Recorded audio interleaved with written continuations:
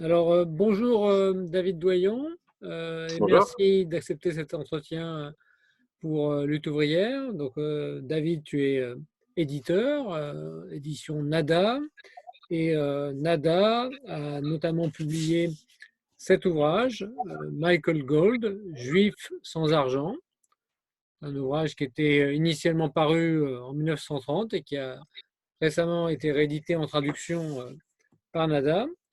Et donc, on voudrait discuter un peu de ce livre Avec qui plaisir. nous a intéressés, qui est un témoignage très, très vivant sur le quartier du Lower East Side, donc le sud-est de Manhattan à New York, au tout début du XXe siècle, à une époque où c'était un quartier bien plus populaire, bien plus ouvrier que Aujourd'hui, Manhattan oui. ne l'est aujourd'hui.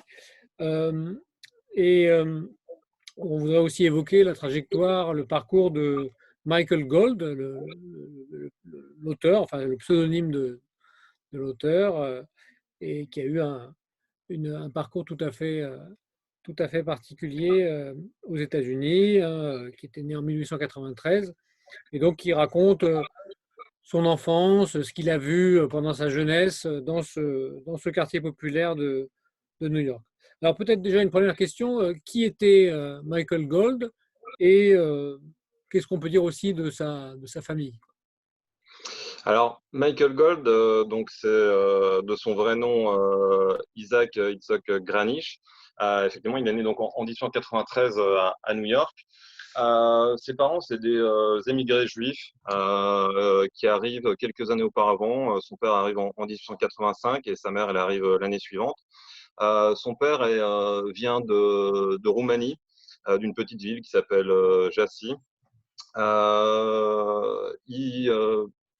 Il fait des petits boulots. Ce qu'on sait de son père, c'est qu'il va voyager un petit peu dans les Balkans. Il va faire de la contrebande de tabac à Constantinople, enfin qui vient de Turquie. Et puis ensuite, donc il émigre aux États-Unis et là, il va travailler dans l'industrie textile.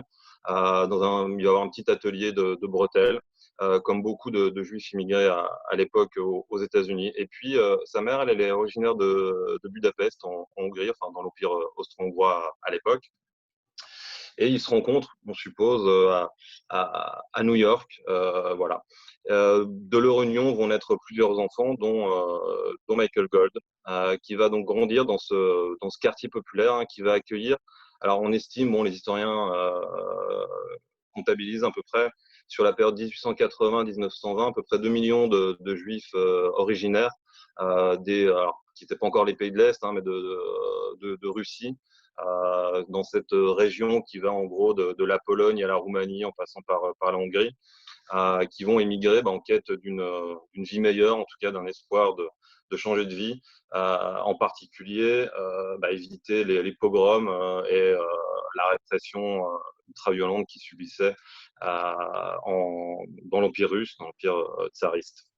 Et pour échapper à cet antisémitisme virulent, hein, qui sévissait à cette époque dans ces régions. Donc le jeune mec qui va grandir dans ce quartier populaire, hein,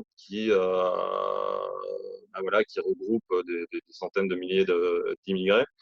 Et il va avoir une vie un peu comme la vie de tous ces gamins qui grandissent dans ce quartier, c'est-à-dire que il va assez rapidement abandonner l'école, il va occuper des petits travaux à droite à gauche. Mais malgré tout, ses parents vont le pousser d'une certaine façon quand même à se cultiver. Donc, il va suivre des cours du soir, des choses comme ça. Et il va quand même voilà, avoir un attrait assez rapide pour la chose littéraire, transmise par son père, qui était un conteur hors pair et qui racontait lors des veillées familiales les légendes un peu et les histoires traditionnelles de cette culture juive ashkénaze. Euh, et puis, à partir des années 1915, il va commencer à collaborer avec des petites revues littéraires, publier des petits textes. Il va même réussir à avoir une équivalence pour participer, enfin, suivre des cours à la prestigieuse université Harvard de Boston. Mais bon, finalement, les courses, ça l'intéresse pas vraiment et il est plutôt attiré par l'effervescence qui se développe à partir des années 1910 dans un quartier de Manhattan en particulier, qui est un quartier qui est tout près du Lower East Side. C'est à quelques encablures de rue, autour de Greenwich Village, où se développe, on va dire, une forme de bohème artistique et littéraire, où se côtoient à la fois étudiants radicaux et travailleurs immigrés, qui soient juifs, mais aussi italiens, irlandais ou allemands. Et dans ce bassin, on va dire, culturel et radical, c'est là que Mike Gold va faire ses premières armes en tant qu'écrivain et qu'auteur. Il va commencer à collaborer à une revue qui s'appelle Masses, qui est une revue socialiste, mais aussi une revue culturelle qui publie à la fois des textes politiques, d'analyse un peu de la situation, mais aussi beaucoup de nouvelles, de textes poétiques. Il y a aussi beaucoup d'illustrateurs qui participent à cette revue-là. Donc, il va publier voilà, ses premiers textes littéraires à cette période-là. Et puis, arrive la guerre. La guerre déjà arrive en Europe, hein, mais en 1917, les États-Unis décident de rentrer en guerre. Le jeune Mike, comme beaucoup de ses camarades de l'époque, est opposé à l'entrée en guerre des États-Unis. Hein. Il est pacifiste, il est socialiste. Et il s'enfuit pendant 2 ans au Mexique, en attendant que la pression tombe, parce qu'à ce moment-là va se déclencher une forte répression, on va dire, contre tous les mouvements de gauche, socialistes et pacifistes. À ce moment-là, les positions de Mike Gold, elles sont plutôt... il a commencé à fréquenter l'Industrial Workers Award, qui est un syndicat révolutionnaire américain, qui est plutôt de tendance, on va dire, fondé par des socialistes au départ, mais qui est finalement un syndicat qui va être assez proche de positions libertaires, on va dire. Et même le jeune Mike, à ce moment-là, est plutôt, on va dire, dans un positionnement plutôt anarchiste, même voire assez individualiste. Et puis, quand il revient du Mexique, entre-temps, la situation internationale aussi a changé. Il y a eu la révolution russe. Et là, on assiste un peu à une radicalisation un peu de ce mouvement contestataire, dont une partie va évoluer, on va dire, en soutien à la révolution russe.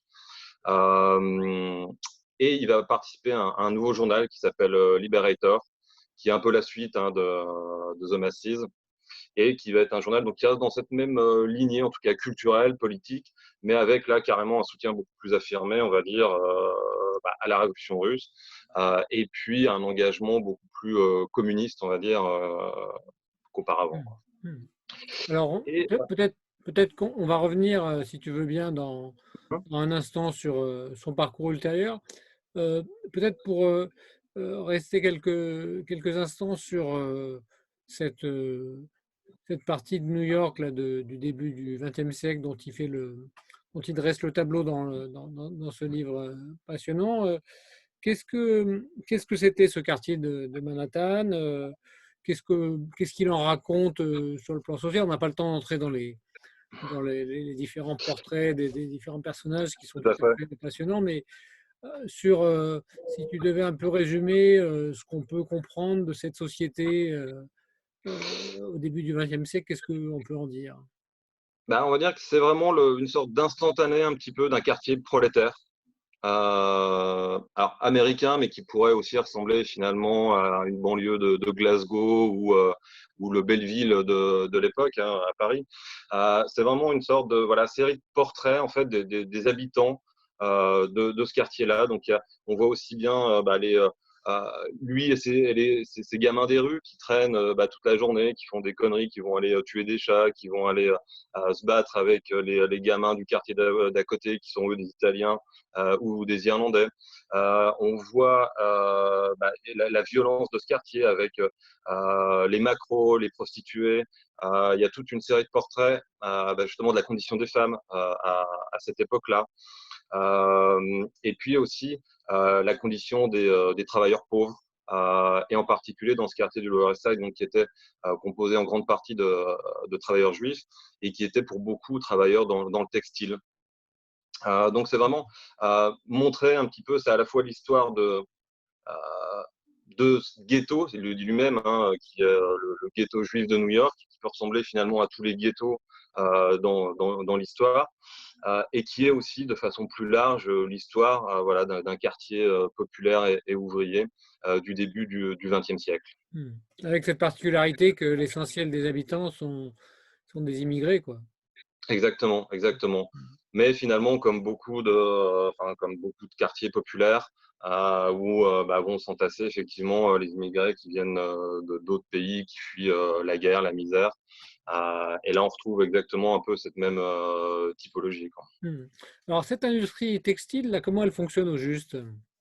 Alors, à ce moment-là, l'industrie textile, en gros, bah, il y a un peu deux modèles, c'est-à-dire qu'il y a un peu l'ancien modèle qui sont composés, on va dire, de petits ateliers où souvent il y a bah, un taulier qui est un petit patron, mais qui est souvent en fait un ancien ouvrier qui a réussi à amasser un tout petit pécule et qui du coup arrive à embaucher quelques ouvriers, mais qui vont souvent être des gens de la même famille, ça peut être des cousins, des oncles, et qui vont venir travailler pour lui. Et puis, en parallèle de ça, bah, se développent aussi des industries un peu plus importantes, type fabrique, atelier ou usine, qui embauchent là plusieurs dizaines, voire parfois des centaines de personnes, dans des conditions souvent déplorables, hein. Il y a un type d'atelier qui est assez connu, hein, c'est ce qu'on appelle les sweat shops, qui étaient les ateliers à sueur, si on traduit un peu littéralement, qui étaient, enfin voilà, on travaille entre 14, 15, 16 heures par jour pour des salaires de misère.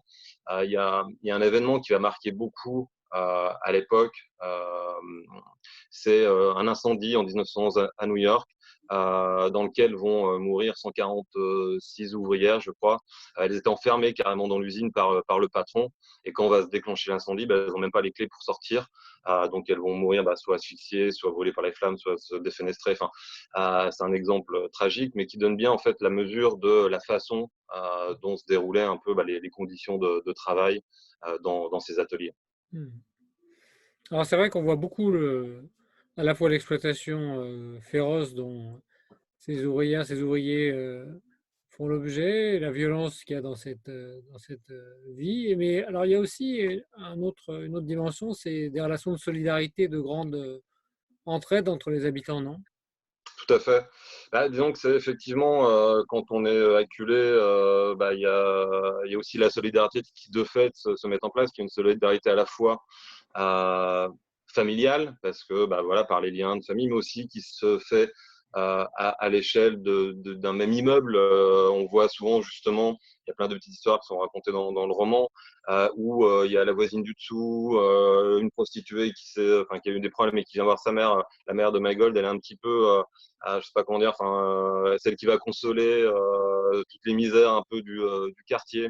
Euh, et puis, il y a aussi, bah, d'une certaine façon, une forme de solidarité de classe hein, qui, de fait, de par la situation, se met en place. Donc, ça qui est intéressant, c'est ce qu'on aimait aussi dans ce roman, c'est qu'à la fois, il dépeint bah, un quotidien qui est quand même extrêmement dur, extrêmement sombre, et en même temps, bah, c'est pas tout noir ou tout blanc, c'est-à-dire qu'il y a aussi dans toute cette misère, il y a aussi des moments de joie, des moments de voilà, il raconte un peu les réunions familiales qui sont aussi des réunions bah, familiales élargies où il y a aussi bien le clochard de la rue d'en bas qui vient manger aussi avec la famille et les amis. Enfin, il y a tout ce côté-là Hmm. qui aussi bah, sont des notes d'espoir et pour montrer que effectivement, bah, voilà, tout n'est pas désespéré heureusement. Hmm. Oui, c'est vrai, c'est pas idéalisé, mais il y a en même temps, il a beaucoup d'empathie pour les personnages de ce Tout ghetto. à fait, tout à fait. Bah, c'est à la fois effectivement dans un rapport, bah, je pense vraiment là pour le coup personnel, et puis aussi euh, c'est un roman qu'il faut bah, réintégrer aussi dans une démarche politique qui est la sienne, à la fois combattre, on va dire, certains préjugés, en particulier les préjugés antisémites. Hein. C'est pas neutre aussi que le roman soit publié en 1930 aux États-Unis, au moment où l'antisémitisme ben, en pleine expansion, on va dire, un peu partout dans le monde, en particulier en Allemagne nazie. Et puis aussi une volonté je sais pas comment dire, enfin, Mygold de défendre voilà, une démarche artistique dans laquelle on va mettre en avant les classes populaires la classe ouvrière, et effectivement la dépeindre sans non plus la travestir en disant que tout est magique et tout est génial et tout est magnifique, mais en même temps voilà, montrer ce qui est positif et ce qui est moins aussi, quoi. Hmm. Alors ensuite, Mike Gold, il est devenu stalinien. Tu peux en dire quelques mots sur la suite de Tout à sa fait. vie, quoi, en résumé? Ouais, donc voilà, quand il revient du Mexique, il va participer donc à une nouvelle expérience, le journal Liberator, donc qui voilà, poursuit le travail de Massis, à la fois donc dans cette direction à la fois culturelle, artistique, mais aussi politique. En 1925, il fait un premier voyage en Russie soviétique. Et là, il va être un peu émerveillé d'une certaine façon par justement la politique culturelle qui est mise en place à ce moment-là, et en particulier par les expériences d'auteurs et de dramaturges comme Meyerhold ou d'autres. Euh, et il va rapporter aux États-Unis ces pratiques. Il va faire du théâtre, il va écrire voilà, des petites pièces en collaboration avec des auteurs renommés comme John Dos Passos ou Upton Sinclair. Euh, et petit à petit, Michael va défendre une vision d'un art prolétarien et qui suit aussi d'une certaine façon l'évolution de ce qui se passe en Union soviétique avec la prise progressive du pouvoir par Staline et ce qu'on va appeler la bolchevisation du parti. Voilà. Et donc Michael va suivre vraiment cette évolution-là.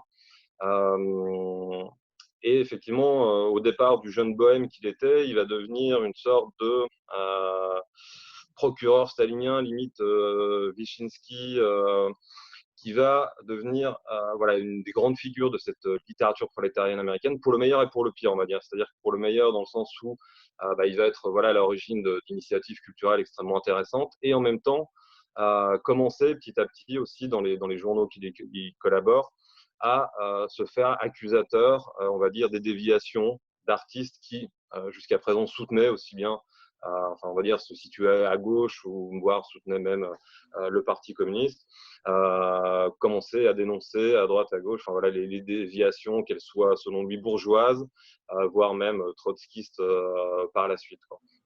Et donc, il va devenir quelqu'un de plus en plus intolérant, on va dire, et suit vraiment effectivement cette ligne politique.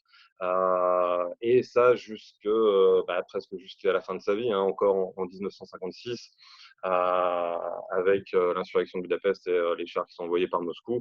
Il soutient encore ça. Et même un autre événement qui va le marquer, qui est un peu avant, c'est le pacte germano-soviétique, hein, qui est quand même un événement, on va dire, traumatisant pour l'histoire du mouvement ouvrier, et lui en particulier en tant que juif, justement. Et finalement, bon, après une petite période où il disparaît un tout petit peu, il revient et il soutient à nouveau la politique de l'Union soviétique, quoi. Donc effectivement, c'est quelqu'un qui va devenir après quelqu'un d'assez sectaire, on va dire. D'accord.